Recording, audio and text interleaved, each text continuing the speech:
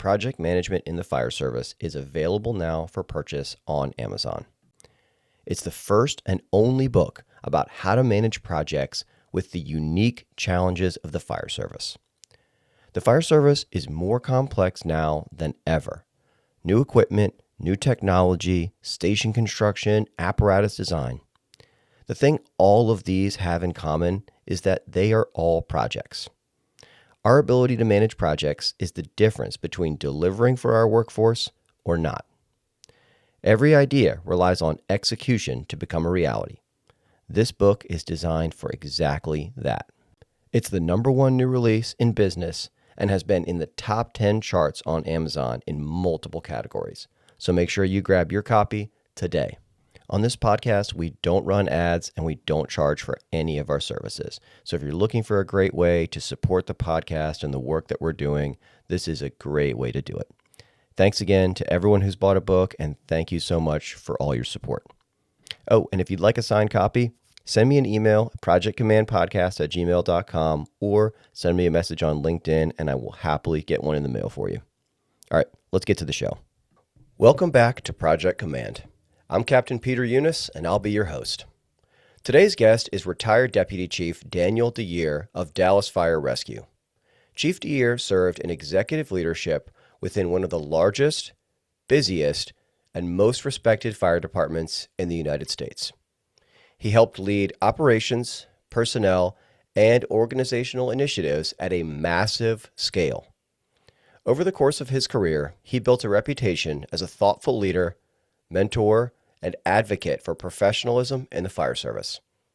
Beyond his operational leadership experience, Chief DeYear has become well known throughout the fire service as a public speaker, educator, and an advocate for sharing lessons on leadership, culture, and communication. His perspective combines decades of real-world command experience with a strong focus on developing future leaders and improving organizational performance. In this episode, we discuss leadership at the executive level, building strong organizational culture, navigating change inside large public safety agencies, and the lessons Chief DeYear learned over a distinguished career in the fire service. Chief DeYear, welcome to Project Command. Thank you, Peter. It's an honor to be here. I appreciate it. Well, the honor's mine. And, just to kind of give the audience a little bit of backstory, you and I have had some really great conversations offline. And actually, just most recently, we were talking at FDIC, and you had a really cool booth set up there. And I swung by. We had a couple good conversations. So I've been really excited to get you on the podcast and just, hit record on some of these. So, I got a ton of stuff that I want to get to. You and I have a lot to cover. But before we get into all that, I wonder, could you just maybe introduce yourself a little bit more and just tell the audience a little bit more about yourself? Okay. I'm originally from New York City. A lot of people are surprised to hear I was born and raised in the Bronx, but then I have to tell people I hate the Yankees, the Mets, that's because I went to high school in New England, in Rhode Island, just west of Providence, Rhode Island. And I got into the fire service at a very, very young age. And I started my career in the Northeast and then migrated to Texas when everybody was moving from the Northeast in the late 70s to Texas. And I began with the Carrollton Fire Department, which is a suburb of Dallas, for almost 10 years. And then I left Carrollton. A lot of people don't know this. I went to work for the U.S. Department of State under the first George Bush administration. I was an international fire marshal for the State Department. Oh. So I would go to the embassies and consulates and do their fire and life safety inspections and teach their classes and even teach some CPR training and first aid classes. We would evaluate the host department that responded to the embassy. And that was probably the coolest part of the job, was working with firefighters in other countries and how they will respond to the embassy. And that had to be an agreed upon manual that the U.S. Marine Corps, the U.S. Security Guard detachment for the embassy or consulate, had to be on the same page. So that was probably the most fun part of the job. And then occasionally I'd get yanked somewhere to do a fire investigation, depending on where I was. I lived in a suitcase for 2 years, pretty much. I didn't see the whole world, but I saw a big chunk of it. I was in, I guess now 38, 39, 40 countries, almost 40 countries. In 2 years. So it was a pretty short period of time.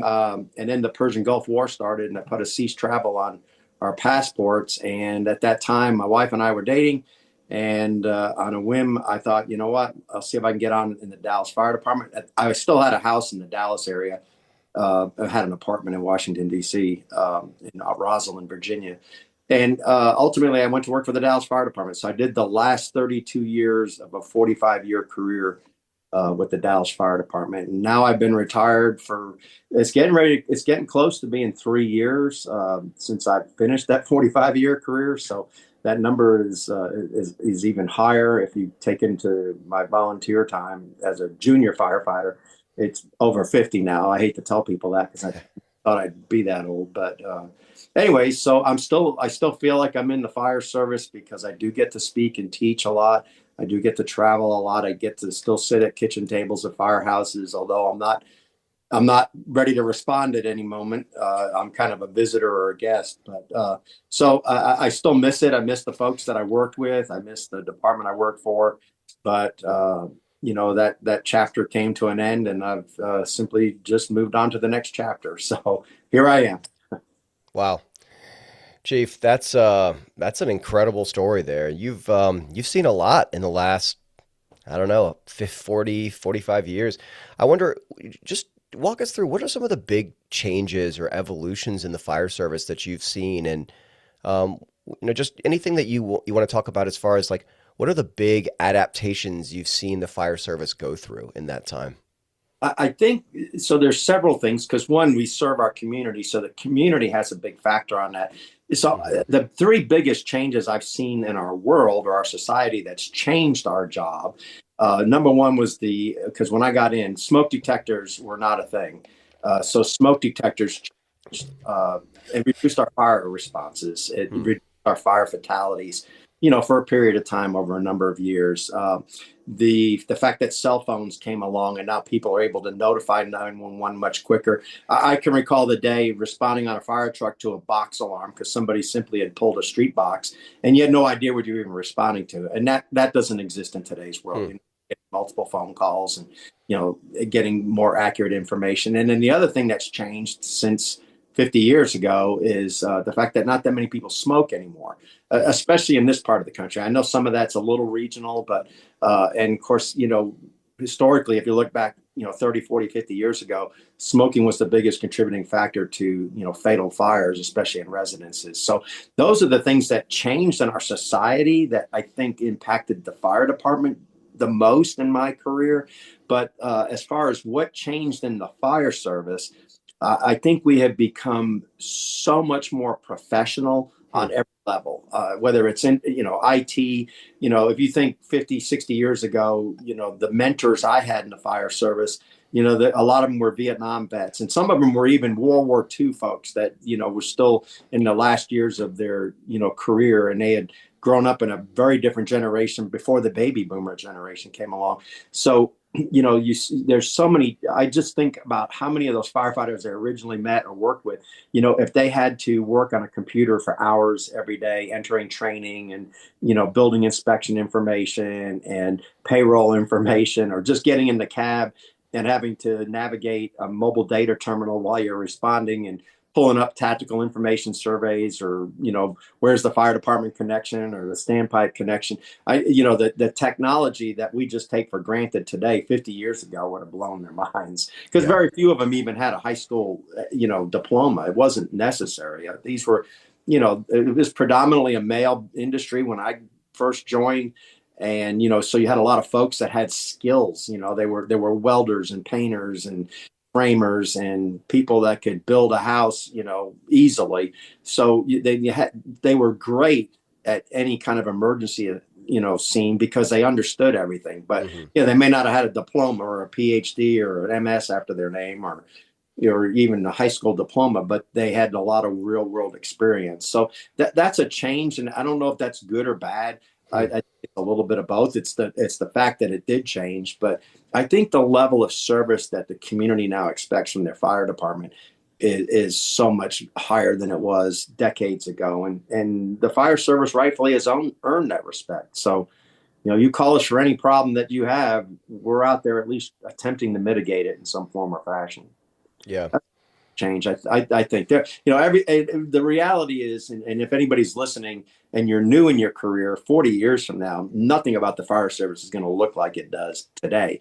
Because I went through that. There, nothing. I mean, whether you look at the attitude you walked in the firehouse with, or the accountability system wasn't even invented back then. Or every bit of our PPE change. I mean, I came on in the day where riding on the tailboard with 3/4 boots and wearing 15-minute sling SCBAs that were completely optional and no one ever wore. Everything's changed. I mean, we're so much better protected. We have so much more information. There's a lot of studies that are being done on everything that we do. CISM and mental health is now being addressed. One of the things that's kind of sad is the cardiovascular disease still claims a lot of firefighters, just like it did 50 years ago. So I don't know if we've really made any strides in that area, but our longevity is lengthened.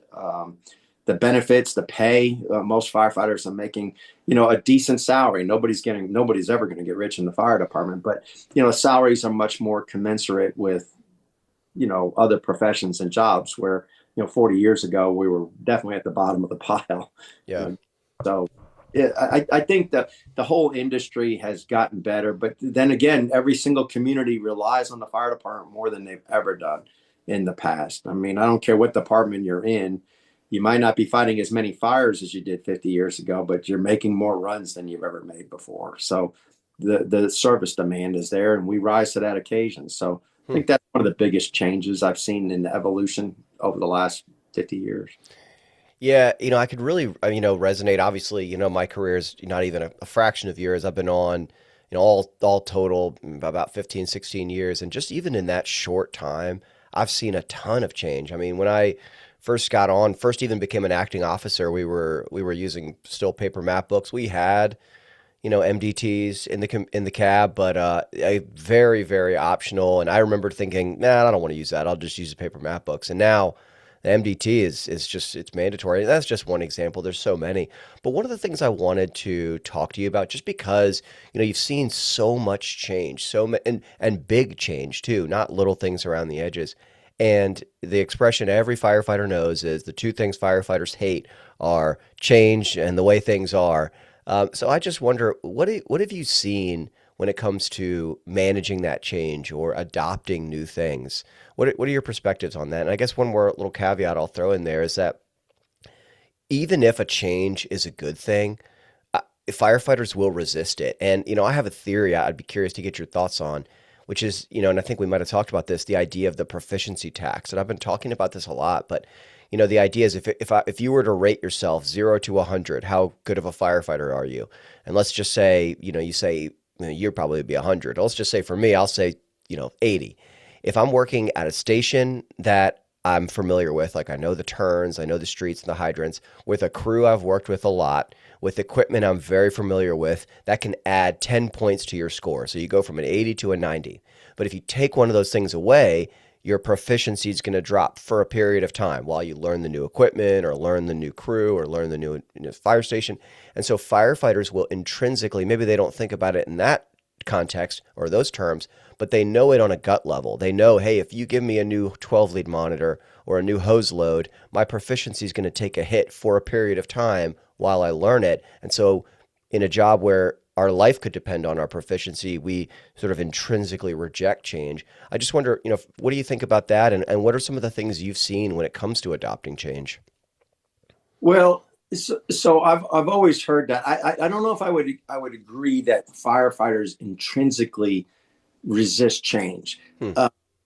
I think everybody's comfortable with where they're at most of the time. Now, and if they're not, then they're trying to change that. They're changing jobs, they're changing careers, they're moving, they're building, whatever it takes. But whenever change comes along, that it raises the question of uncertainty, which is uncomfortability, which can create fear. And I'm not the expert on change management, but I have read about it. I'm aware of how that takes place. But one of the things I think we could agree on is like the fire service. We're really problem solvers. Mm-hmm. Right? I mean, Yep. yeah, I've not been to your firehouse, but I'm going to just imagine that your crew if I was to meet them, I would agree with the statement that they're problem solvers. Whatever your community calls 911 for, they're in on trying to fix it however it's going to be done. And no one knows what that's even going to be sometimes. But then when we get into policy or we get into changing the direction of the organization slightly, we almost discount the firefighters as not having that problem solving mentality. They still have the problem solving mentality. I think a lot of times, and that's where culture plays a factor, is we'll sit at the table and we'll say, well, this is a stupid idea or this isn't going to work. And we may be right. I mean, that may be a true statement, but in reality, we don't know, right? That's just an opinion that we're voicing right now. Or the fire chief or the administration is disconnected from the fire service and they don't know what it's like to be on the street anymore. And it's easy to throw those things out there, but I can tell you from experience, I have been one of those people who've sat there at the table before thinking, this is a bad idea. This isn't going to work. But we gave it a shot. And sure enough, it was the right thing to do. So I don't know if we're intrinsically resistant. I think we fall into what our culture kind of helps create is the fact that as soon as we have uncomfortability, we're unhappy. For example, like at your firehouse, I would joke with a test. If you took all of your firefighters and at next shift you said, okay, here's the plan.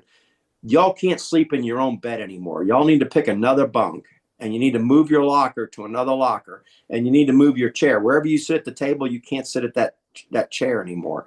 You're all going to need to move somewhere else. Everybody's going to be mad, even though you're in the same firehouse with the same crew, responding to the same community like you were today. All of a sudden, just because something moved, you think the whole world's upsetting, and it's not. So you have to move your locker somewhere else, or you pick another bed to sleep in, or you pick another chair to sit in. So that's that uncomfortability. So we all like to have it. Like your newest rookie, the next rookie that you get assigned to you. If you ask them, hey, where do you want to sit at the table? Where do you want to sleep? Where do you want your locker to be? They're going to tell you they could care less. They're just happy to be there. Yep. But 10 years from now, if you ask them the same question, now there's an entitlement. No, I'm the senior person. I get to pick where I want to sleep or where I want to eat. Or, when the senior guy leaves, somebody's bidding for their table or their chair or their bunk. So I think and all of that is to say that's all self-centered, right? That's self-serving.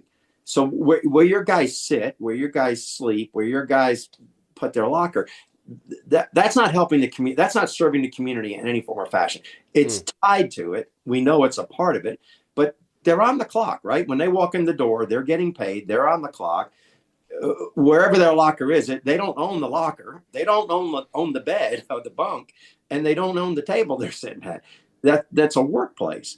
And fortunately, it's one of the best things about the fire service is we've done a really good job of making it our home, right? It's our place. It's our firehouse. It's not Engine 4's firehouse or Truck 3's firehouse. It's our firehouse, whatever that number would be of whatever that firehouse or fire station would be referred to it. And that's good. That's the esprit de corps. But it's really easy. I think most of the time I see the frustration of the firefighters. It's all self-centered now. And I'm not trying to generalize that by a generation by any means. The folks that were my age when I was retiring, they were the same way too. So, and everywhere between the baby boomers to the newest members of the organization, it's not a generational thing. I think our society has just changed on that. There was a day when you walked into the firehouse and you were there to serve the community, and whatever that entailed, we were all on board with it. It didn't matter what it was.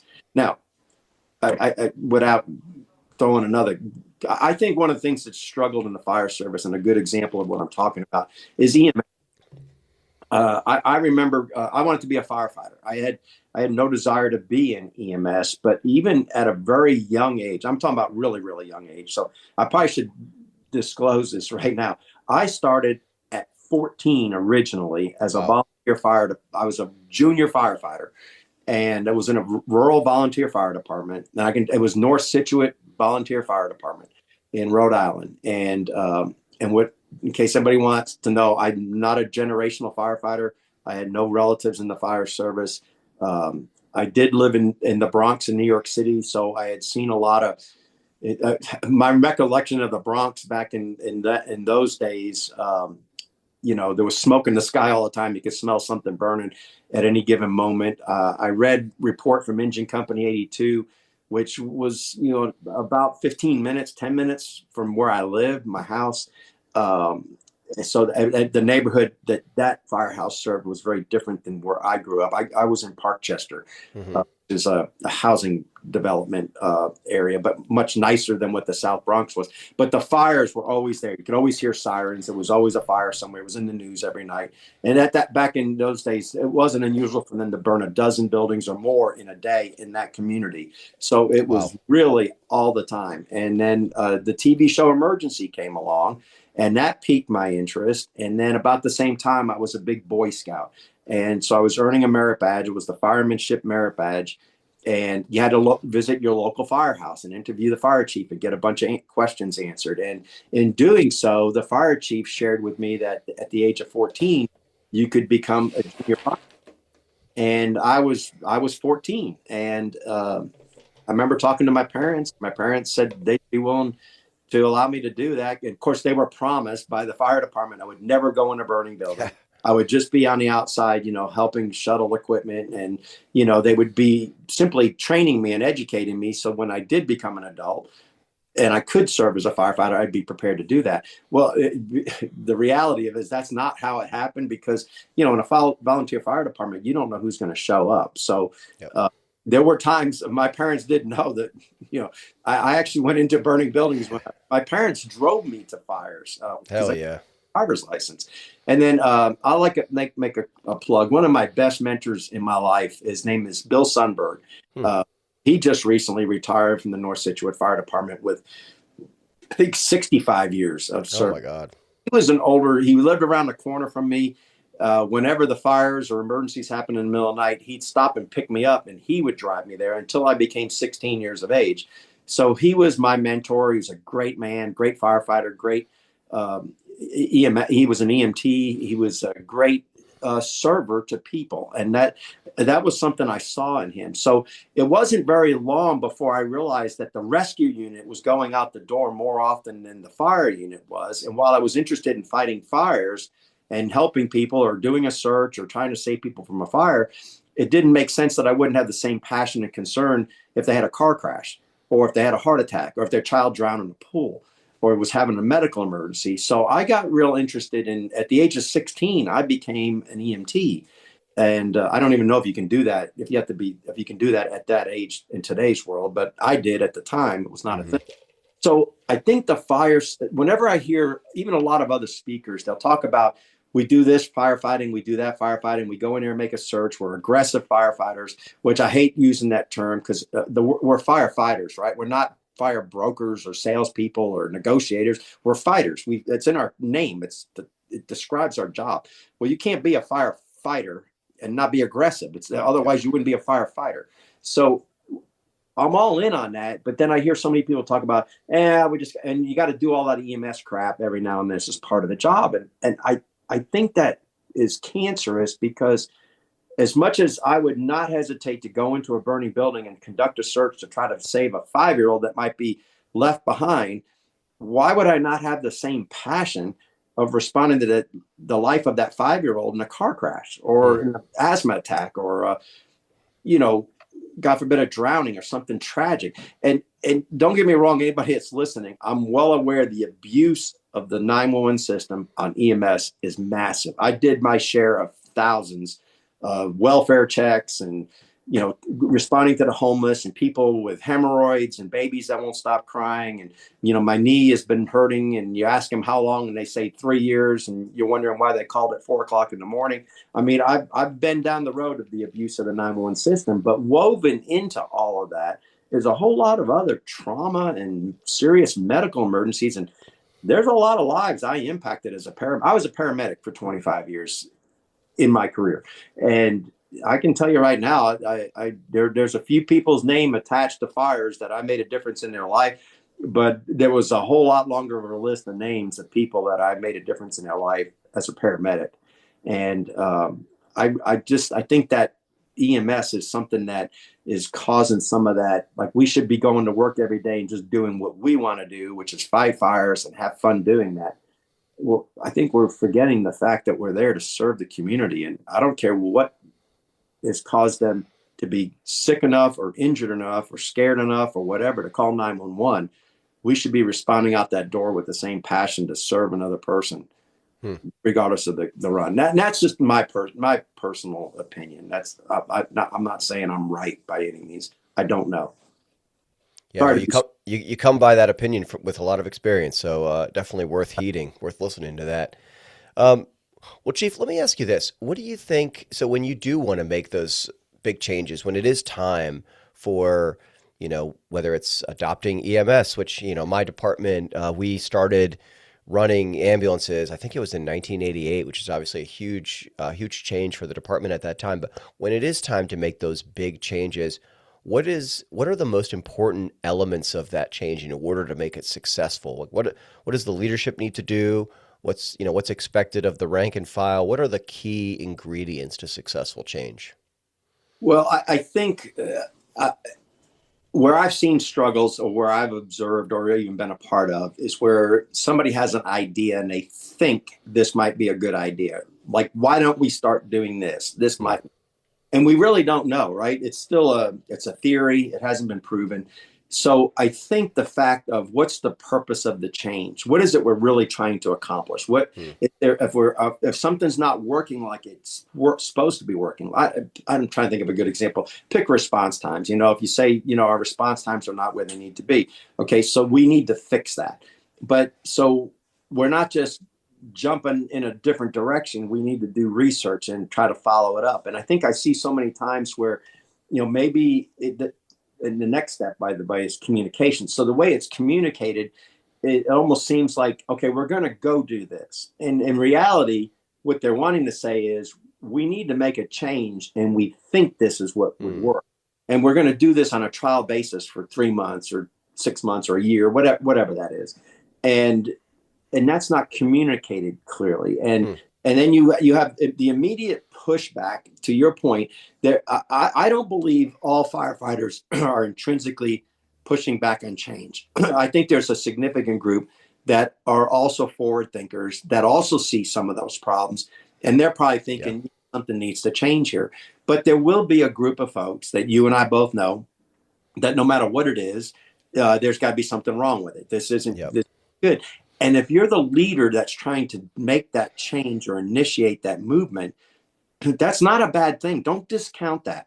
So, having made a few decisions in my career that impacted my organization on a massive level, I was fully aware that I was going to get a group of folks that were going to tell me this was the stupidest thing that anybody's ever thought of, or this would never work under any circumstances. And those are your folks that you can elicit information from, right? Hmm. So you don't just get to tell me it's a bad idea. You get to tell me it's a bad idea, but you need to answer my questions, such as, why do you think it's a bad idea? What is it that you think won't work if we do it this way? Do you have another suggestion? And every now and then probably the biggest thing I changed in the Dallas Fire Department is we're a fully EMS integrated fire department. All the firefighters in Dallas are primarily paramedics or EMTs. That's not a true statement. Every firefighter in the city of Dallas Fire Department today was a paramedic at one time. But all the paramedics that are in the fire department are firefighters. Now, I've got to put my tongue in cheek. I know we've recently in the Dallas Fire Department, as I was retiring, the department was trying a single role position where they're hiring paramedics just as paramedics, and they would only ride the ambulance. So Hmm. we're kind of shifting. That's another huge change agent in the Dallas Fire Department. But back to the story I was going to share with you, we've always had the paramedics since 1972, and all of our engines were just first responder engines, with the exception of two. There was originally two engines in the city, and they were very remote, isolated areas of the city. So we created paramedic engines at those, and then it became three. It was two, and then it became three. So these three engines were paramedic engines. Well, back in about 2010, there was a huge migration of a lot of folks coming through the system that were coming in as paramedics into the system. And it was going to give a lot of opportunity for a lot of firefighters who didn't want to ride the ambulance anymore to ride the engine. And I should clarify, just so you know, our paramedics never rode the ambulance every single day. They rode, of a 10 shift month, they would ride the ambulance usually 4 times. The other 6 times, they would be on the engine or the truck. So a typical firehouse or crew would have 5 or 6 paramedics assigned to it. And at any given time, 2 of them were on the ambulance. The others were either off on scheduled leave or sick time, or they were riding on the engine and truck. So you got a break.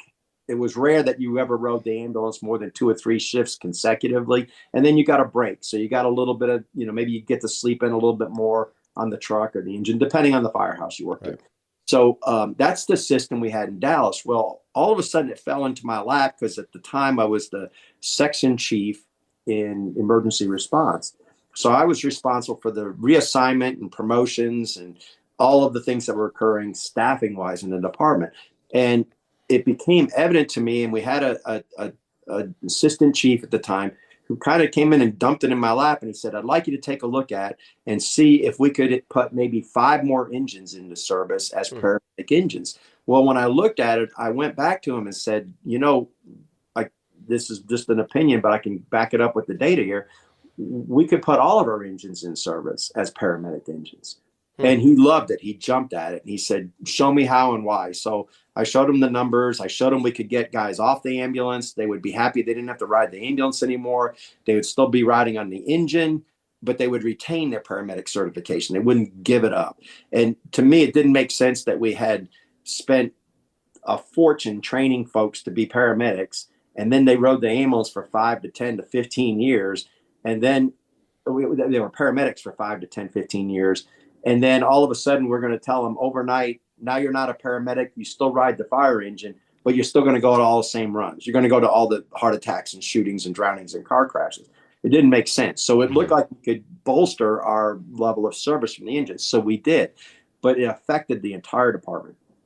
So, and right off the bat, as soon as we put the pen to paper, I knew we were going to get a ton of pushback. But I also knew there were a lot of things I didn't understand yet.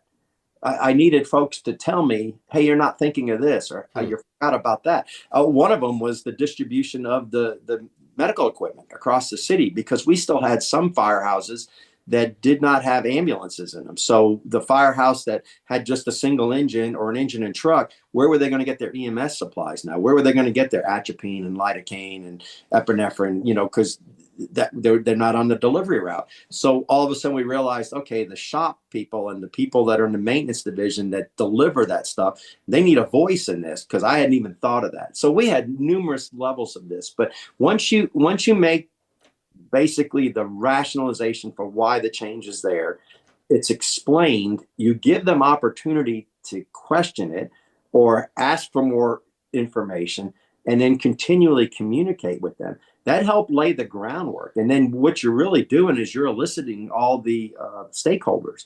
And for me, it was eye-opening, because I seem to have done it in the right manner. But sure enough, there was a ton of things I hadn't thought of.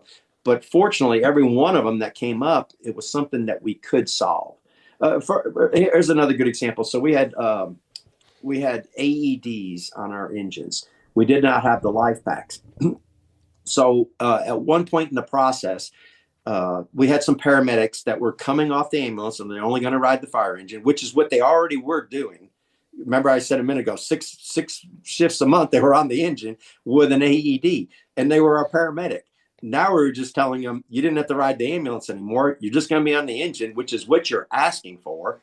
But you're just going to retain your paramedic certification, and you're going to act as a paramedic until the paramedics that are on the ambulance show up. And I had a couple folks that pushed back and said, well, I'm not going to do this with an AED. I got to do this with a life pack. Well, life packs are insanely expensive. I know they're much more today, but at the time, this was 15 years ago, they were like $36,000 a piece. And we had no budget money. We made this, we morphed the fire department into an entire ALS engine department without spending a dime. That's incredible. But in the middle of talking to all the various stakeholders, one of our bean counter folks from our finance department sat in on one of the meetings, and he said, you know what, as we move forward, I could help you out with that. And I said, how so? He said, when we spec a fire engine, we just spec it comes with a life pack. And he said that way it comes out of the capital budget. It's not coming out of our fire department budget. It's not coming out of our EMS budget. It's just part of the capital expense. So the fire truck costs an extra $36,000, but it comes with a life pack.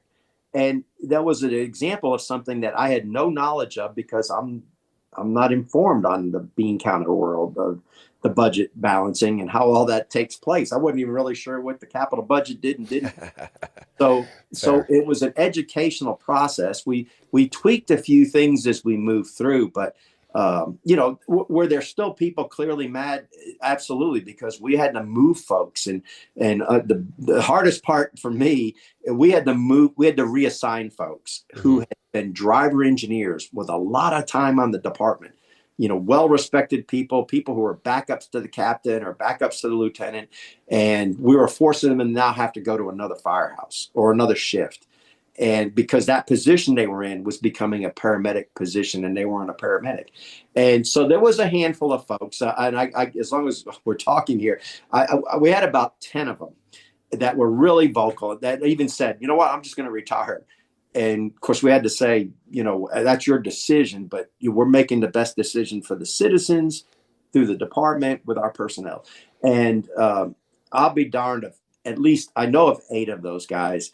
They reluctantly went somewhere. We gave them the option. You can reassign, get transferred on the next transfer list. If you find a different spot, you're up. You can take it. They all liked where they went. As a matter of fact, I called 2 good friends and said, "Hey, man, here's your opportunity to, get back to that firehouse on a different rig." And every one of them said, "Nah, I kind of like it here. The guys are real good. The district's not too bad." And so they found, once they made the move reluctantly, they found some kind of comfort in staying there. Yeah. There were a couple that I know of, one who retired, and I know of another one that just stayed mad forever. But we're talking about a department with 2,150 people in it. Yeah. So that's still a win across the board. And bottom line is we enhanced our service delivery to the citizens of Dallas. That nobody ever denied. It was just the me part. Like, I'm not happy with what I'm doing at the job. And that's what we had to address. The other thing is the buy-in. You're talking about, establishing a purpose or a goal, communicating, and then, you need to empower those people. Let them know they have a voice. I mean, if every time somebody had called me up and said, "Hey, I want to come talk to you about this," it's like, come on, I'm ready to listen to you, because you might, if you're just here complaining, I'll still give you the right to do that. But if you're here complaining with a suggestion or a solution, I'm going to look at it because I want to do it right also. But and it was just an interesting mix, and I employed that through the rest of my career, especially as a chief level officer. Is, most chiefs will tell you any kind of problem or change that comes along, you got to hear all the sides of the story. You got to hear all the information that's out there, so you can constantly make the best decision possible. So yeah, that would be my Chief, that's an incredible story. And a couple things occurred to me while you were saying that. I had an interview that I did several weeks back, I guess it was a couple months ago now, with Eddie Buchanan, who is the father of Slice RS. And I was asking him, you're using this new, or you're rolling out this new tactical approach to fighting fire, and there's going to be a lot of people that have gotten used to fighting fire a certain way, and they're not going to want to do this new thing. And so how do you get over the resistance, and how do you kind of steel yourself to deal with the slings and arrows and the criticism? And it was a pretty simple answer. It's just courage. When you're doing the right thing. And he said, listen, the data was there, the science was there, and we knew what we were doing was going to make firefighting safer, firefighters safer. And when you know that, and hey, listen, people are they're gonna push back, they're gonna criticize, but at the end of the day, we're doing the right thing, and you just kind of have to have the courage of your convictions. And that really resonated with me, what you were saying, where it's like, look, at the end of the day, this is going to provide better service to the community. This is going to get, whether it's more reliable ALS or whatever the case might be. And so with that being said, it's easier to kind of weather some of that criticism when hey, listen, that's why we're doing this. Well, and to your point, in Eddie's situation as well, if it's something that's huge or monumental, I mean, if we're changing up silverware in a drawer, that's, nobody's going to even care. But if you're changing the organizational structure or direction, you need the detractors. You need the people who are going to be your devil's advocate, because you may not be right. I mean, me personally, as a deputy chief in Dallas, whoever was working for me, I always let it be known I'm not looking for a bunch of people to tell me yes all the time. Yeah. And that's real easy to do when you're at that level. I want, and I'm not looking at somebody's going to argue with me at every single turn on every single issue. But if you see something that you don't think is right, or you don't think that the next idea that comes along is right, I'm empowering you to prove me wrong. And if you're bringing information to the table that I think is relevant, even if I'm not the change agent, I'm going to send it up the chain of command to those individuals and let them know I'll be their champion, because there's no way a massive project is going to get done and not get revised along the way. And I don't mean to speak to Eddie's point, but like Slice RS, there's a chance when he started it, it was Stink RP, and he came up and somebody said, this isn't going to work, or this doesn't apply here. And he probably had to tweak it. Whatever his initial goal was when he first started gathering all that information, it had to morph into another direction. And he had to listen to some people, because there's no way that somebody just got an idea and hit it on the head the very first try.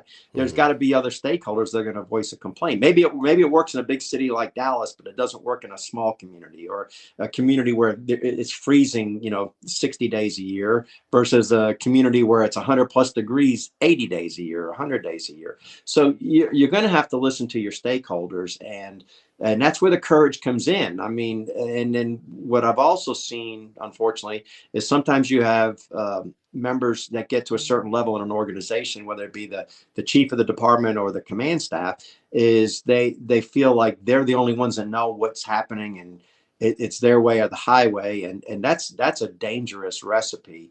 You've got to listen to your folks. I mean, people would come to me as a deputy chief of the training division. They'd say, "Why don't we have this tool?" I had a guy come to me one day, and he didn't like the K tool that was issued to the trucks, because they were having a lot of hard time in his district. They had a lot of buildings. The K tool would not work, and I can't remember. I want to say it was a J tool. It was another lettered tool, and he said, "They make this tool. I'd like to try it." And I said, well, if I give it to your truck company, why would I not give it to all 24 truck companies? Why just yours? I said, here's what I'll do. We'll get 3 of them. I'll give one to you. I'll give one to the other side of the city, and I'll give one to a downtown truck company, and we'll test it for 90 days. And I need your support, or at least a critique of why this is good and why we need to put them on all 24 trucks. And I saw that guy. He got the tool he was looking for. I saw him a month later. And I said, hey, how's the study going? He goes, oh, I'm about to send you a report. And I said, no, you can take the full 90 days. I mean, I want you to he goes, no, I can already tell you right now, it's a piece of crap. He said, it doesn't work in our district. He goes, it did not help us at all. Matter of fact, it hindered us. And somebody else asked me, well, why did you squash that? And I said, I didn't squash it. I'm not the guy using the tool. I'm listening to a truck officer who's using it at 2:00 in the morning, 4:00 in the afternoon, 10:00 at night in the rain, and that tool's not getting him where he wants to be. Who am I to question that? He was forward thinking enough to even come ask for the tool. He had done some research. He believed it was going to be the right tool. We gave him the tool, and he tested it out. Now he came back and said it's a worthless tool. Don't get it. Yeah. So how does it get any better than that? And if I was to just override him, if you think about this, even in a department the size of Dallas, if I had said, you know what, we're still going to get 24 of them. They're not that expensive. It's not going to break the city's budget. And we're just going to put them on the trucks. And if you don't use it, you don't use it. It's just there in case you need to use it.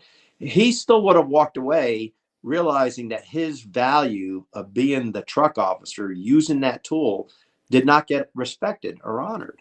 So you have to empower those folks, and you have to listen to what they say. Now, if he came back with some kind of ridiculous saying every truck needs 10 of these, I would have probably said, why would you need the 10 of the same tool? Then that would be a different story, but not in a simple case of somebody trying to do the right thing. So yeah, the more, of course, in a bigger organization, unlike some of the departments that are probably listening to this, when you have a department the size of Dallas, nothing changes overnight. Nothing's going to move. You're driving a aircraft carrier. You're not driving a speedboat. If you're a smaller department and it's a cabin cruiser and you yank the wheel to the left, something's probably going to happen pretty quick. you're in that aircraft carrier and you yank the wheel to the left, nothing's going to happen. You won't even notice something happen. So it just takes a little bit longer, obviously, in the bigger departments, where some of the smaller departments, you might be able to find your champions and you might be able to find your detractors pretty quick. But once again, if it's heavy on the detractors, listen to what they're having to say. And then empower them, give them a solution. There's a lot of things that have been changed in the fire service that we went back to doing it the way it was, because it just simply did not work or became burdensome or became excessively costly. So that's just part of just doing the right thing and moving forward. Yeah. Nice.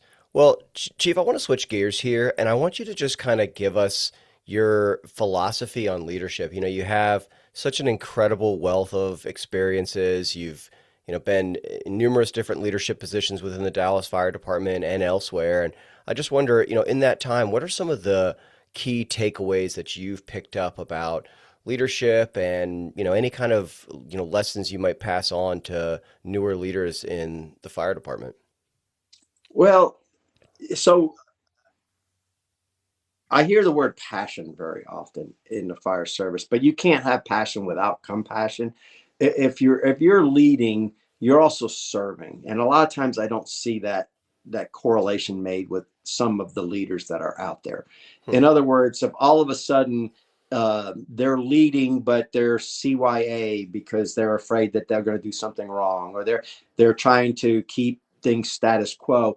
Now they're serving themselves. We're back into this self-serving thing, and that's not serving. That's not fire department, for what it's worth, belief. And you're not serving the community, you're serving yourself, and that becomes a disconnect right off the bat. um, I believe the higher you are in the organization, the more responsibility you have, the more important it is that you lead. It's great to have managerial skills.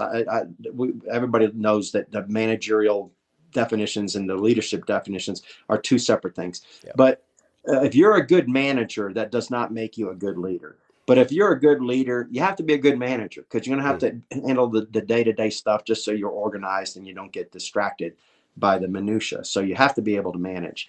But and I do a lot of public speaking and teach a lot of classes. And if we were to ask the people that are listening to this podcast, who would we all agree upon are the 10 greatest leaders of all time? We could come up with a list, but there's several things they all have in common. One is they're all dead, because unfortunately the greatest leaders of all time are not in our society today. I mean, we're struggling everywhere, whether it's the federal government or local government or churches or schools, or you pick it, fire departments. We're struggling with the term leadership. So all of the greatest leaders are not with us anymore. Almost all of them, none of them had the opportunity to Google up leadership. They didn't attend seminars on leadership. They didn't read books on leadership. Matter of fact, they wrote the books in some situations. But Yep. the other thing is, of the list of folks we all came up with, the 10 greatest leaders of all time, I'll tell you the one thing they definitely all do have in common, and that is they all went through adversity. Hmm.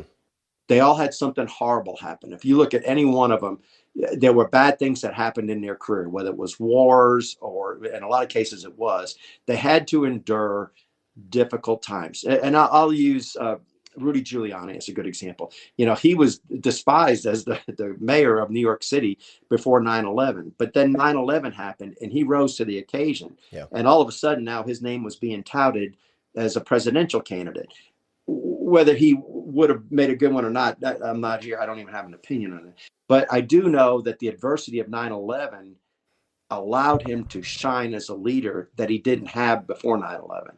And that's where people saw him, and he overcame that adversity. He endured one of the worst days a mayor has ever had in the history of the United States of America, from any city. So I think that's one of the things that we just need to stay focused on, is the fact that if you're a leader and you're a company officer, or you're a battalion chief, or you're just a leader of yourself, there's going to be bad days. If you're serving comes with a sacrifice, and there's going to be some days where that sucks. And you and I talked earlier before we started recording. You said you're a dad, right? So your family is the most important thing in the world to you, and you serve them at any cost whatsoever. But has it ever come with a sacrifice on your part? I know the answer. Of course you have. Yeah, I every mean, day. the sleepless nights. Maybe it's every day. It comes with a sacrifice, and sacrifice isn't a bad thing. That's where resiliency comes from. That's where the fact that if you're a great leader, and uh, for example, if you're a company, if you're a firehouse, every single person there does the right thing every single time, and they're the best firefighter or best paramedic you could possibly have. Your job doesn't really even exist, right? If they know what to do, That's right. what do you need to tell your driver to drive to the scene? I don't think so. Maybe you paid attention to know there's a road construction going on and there's a different route you need to take, but that's something that you should have shared with him earlier, and he Yeah. should have been or she should have been empowered to make that decision. So if you have a great crew or you have great people working for you, it's because you probably already have invested in them and you've already done the hard work. But if all of a sudden you have a member in your charge that you serve veer from the rules and regulations or policies or procedures, or something goes wrong in their life that muddies the waters, you don't throw your hands up and say, this isn't what I signed up for. It is exactly what you signed up for, the good Yeah. and the bad. And that's part of your job. And I see so many times an officer or chief will get frustrated because people are asking certain questions or asking for this. And it's really not, it's not a problem. It's part of your job. Just do it. Yeah. Man, I really, that really resonates with me. The stuff about sacrifice. I think, it can be real easy, especially when you're kind of new to a leadership role, to really struggle or to really, I think maybe struggle is the right word to grasp that concept that, it's supposed to be hard. And there's a great book, probably you've read it, Extreme Ownership. It's, everybody's, I feel like in the fire service knows about it or at least should. And man, I think that's exactly right. And, that book is exactly right. And the concept, of course, is that you own everything. You own everything in your world, all the mistakes, all the shortcomings. And I think, a lot of times I find that you learn as much from the bad bosses as you do from the good bosses. And one boss in particular comes to mind. And of course, I won't say any names, but, pretty good fireground tactician, good at a lot of things, but was utterly incapable of accepting ownership of anything. And so when things went bad on the fireground or at the firehouse or wherever, it was, everybody's fault but his. And, that's just nobody wants to work for that guy, no matter how good he is on the fireground, and really no matter how good he is at anything. It's just like, you know, it was something so off-putting about that. And, the other thing I was thinking too is when I first got promoted, I was talking to my brother-in-law, and he had been a lieutenant in the Navy, and they put a lot of emphasis on leadership development. And he had this really great quote, kind of cheesy, but I think totally spot on, which was, "Nobody cares how much you know until they know how much you care." And yeah, anyways, I think I really appreciate what you said there. I think it's right. Leadership is about sacrifice. It's not about you. And real leadership, I think, has to be servant leadership, with the operative word being servant. Well, and then so I teach a company officer symposium program, and every now and then I'll have a senior officer that'll be in the class because it's a mixture, right? I have some folks that are getting ready to be promoted. Some got promoted 2 days earlier. And then there's some that have been an officer for a while. And it's always the most impactful when somebody else in the class says it instead of me. But some of those officers occasionally will say, one of the problems in the fire service today is captains and lieutenants don't let their members fail. Hmm. It's okay to make a mistake. And to your point, you mentioned an officer that you work with that had no accountability whatsoever. And it makes me wonder if you could back up the clock, I don't know, 20 years, 10 years, 30 years, whatever it would have been for that individual. There's a good chance they came on the job. They were a rookie. They didn't know anything. They thought they knew some things, but then all of a sudden somebody put them in a pressurized situation, and you had to recall everything like you're supposed to. And they made a mistake, and they were probably ridiculed or embarrassed or humiliated, or somebody called them names. And then that individual realized, okay, mistakes are not an option in the fire service. So Yeah. therefore, I'm going to start hiding the mistakes. In other words, if I don't know how to start the homotral tool or put the tool together at 3 o'clock in the morning in the rain on the side of the road, I'm not going to let anybody know that because I don't want somebody calling me names and insulting me. And they go try to figure it out themselves. Well, then that 3 o'clock in the morning call comes, and they lay an egg. They don't do it right. And I know if I was the officer of that individual, or if you were the officer of that individual and you were telling me about them, I would probably call a timeout and say, How did you allow that to happen? Hmm. You're the officer. How did you have a member in your crew not know how to use one of the tools on your rig? You didn't invest in them somewhere before that moment when you could have solved that. And but if you were allowing other members of the firehouse to ridicule them, generationally, we've seen some folks that'll just clam up. For Yeah. years, I used to hear about your generation. My generation would keep saying, "You kept asking why."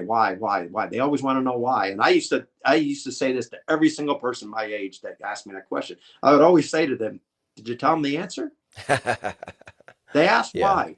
Did you give them the answer? Now, if they're asking why you're stretching an 1.75 inch hose line to the third floor of a burning apartment, that's not appropriate. You should have had a conversation before then.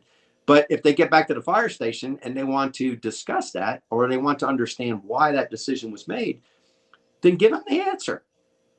Why is that a problem? Why are you dismissing the fact that they've asked the question? I mean, isn't that part of communication? Yeah. Where does it say the word why is not part of communication? Yeah. I That's think that exactly it right. is clearly part of communication. So if you're empowering those folks, so I'm thinking that officer that you had, it's like it's never his fault. He's Peter Perfect. Well, you and I both know. I don't care who you are. If you're listening to this podcast right now, there's a better than not chance you're going to make a big mistake in the fire service in the very near future. You just hope it doesn't kill somebody or hurt somebody, put you in front of the fire chief, or have to talk to a news reporter in some form or fashion. But it's part of the learning process. So if you make a bad decision tactically, if your strategy isn't on board, but we get a hall pass in the fire service, right? Everybody listening to this podcast has probably responded to a fire where we had a problem with forcible entry. We had a problem with water supply. We vented in the wrong place. We didn't get a good search, and we burned the building down, and they're standing in the street thanking us, Yeah. right? They appreciate what we did. We're heroes. Well, we should be going back to the firehouse saying, okay, we at least didn't tarnish our image and the respect in the community. But and this is not acceptable. We're Yeah. not going to do that at the next fire. How do we solve that? And I think the best question an officer can ask their crew is the one I just said. Ask your crew, how do we solve this? Hmm. It's not your job as the captain to go in there and pound on the table and say, this is how we're going to solve this. They made the mistake. And you know as well as I do, and I know enough about you, even though we haven't known each other for very long. If you made a mistake tomorrow, ain't nobody going to beat you up worse than yourself. You're going to beat Yep. yourself up because you know you didn't do it right. You're going to try to figure out a way to make sure you don't ever do that again. Well, Yeah. That's totally right. build off of that. Man, Chief, that's perfect. I think that's perfectly said. I don't have anything to add to that. That's exactly right. Yeah, leadership's a troubling. It's a challenging thing, but yeah, I really appreciate that. Well, Chief, I want to be respectful of your time. I know you got a lot going on, so I got one last thing I want to ask you. You've got some really exciting projects you're working on right now. I wonder if you could just kind of share a little bit with the audience about what you got going on and what's coming up for you. Well, so I mentioned a second ago, I still do teach the company officer symposiums. That's a 2.5 day class. So it's a 20-hour educational program for newly appointed, old, disgruntled, happy, rock star, whatever, wherever you're at. If you aspire to be promoted, if you're on the list, if you're in a position where you ride up as an officer on a regular basis, that's who the students are typically. You cannot be in the class if you're a chief officer Hmm. because we talk about chief officers because that's one of the challenges of being a company officer is how do you honor the mission of the organization while still having to work with a group of folks above you and then work with a group of folks below you. So I do teach a lot of those. I do several programs. I do teach for a lot of fire departments now. That is kind of morphed outside of the state limits of Texas. So I'm doing more and more speaking out of state now. Matter of fact, just before we got onto this program here today, I got an invite to go to back to New England, ironically, Oh, to teach nice. one of the England states. Going But home. I'm doing a lot of teaching, a lot of public speaking, and then I am working with the Firefighter Air Coalition, which is everything air, but they're trying to help bolster that firefighter air replenishment system, especially Hmm. in so many communities now where we're seeing, 4, 5, 6 story or higher construction, and it's just simply a way to get air from the street level to wherever the firefighters are, so they can refill their air bottles without schlepping air bottles up to the resource floor of a high rise. So I'm doing some advocacy work with them. And I did get to speak at DIC here a couple of weeks ago. I know you and I had run into each other there, and yeah, I'm working on a couple of other projects, including working on a book that Clarion Events and Fire Engineering has asked me to. So when we hang up here, I have a call with my editor, so Wow. I need to follow up with him here in a minute. But yeah, so I've got quite a few things. I'm still trying to enjoy the retirement thing a little bit. I know someday all of this will end and I'll be retired, but I still have a lot of passion for giving it back to the fire service. And somebody pulled me aside the other day and said, "What is it that you're really doing?" And I said, "I'm trying to be the person that I wish I had met Hmm. when I was 20 years of age and could have given me some advice on how to navigate my career." Not that I have all the answers. I don't. I clearly don't. Matter of fact, I still have a ton of questions I'm still trying to find the answers. But I do know after 45 years of doing what I did, especially at the level I did with the organizations I did, there's a few nuggets I can pass along to somebody else to try to help make their job or their life or their career a little easier. So that's where my passion lies. Amazing. Chief, if somebody wants to get a hold of you or if people have any questions, where can they reach you? ChiefDeYear.com is my website. That website will have my email address, which is chiefdeyear@gmail.com. And it also has my phone number or any other way that you want to get a hold of me. We'll put the links to all those in the show notes as well, so they're easier to find for the audience. Okay. That would be great. That's helpful. I appreciate it.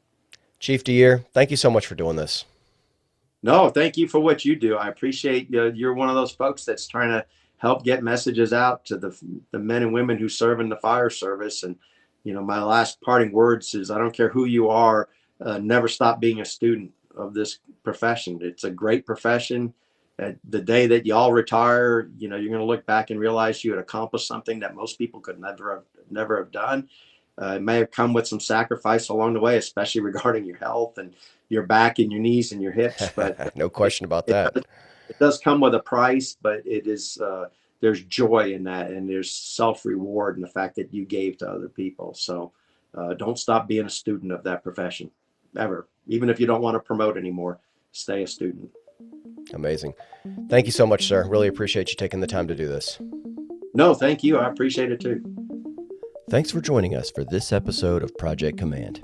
And as always, if you have questions or topic ideas, send us an email at projectcommandpodcast@gmail.com. That's projectcommandpodcast@gmail.com. Project Command, bringing command level thinking to every project in the fire service.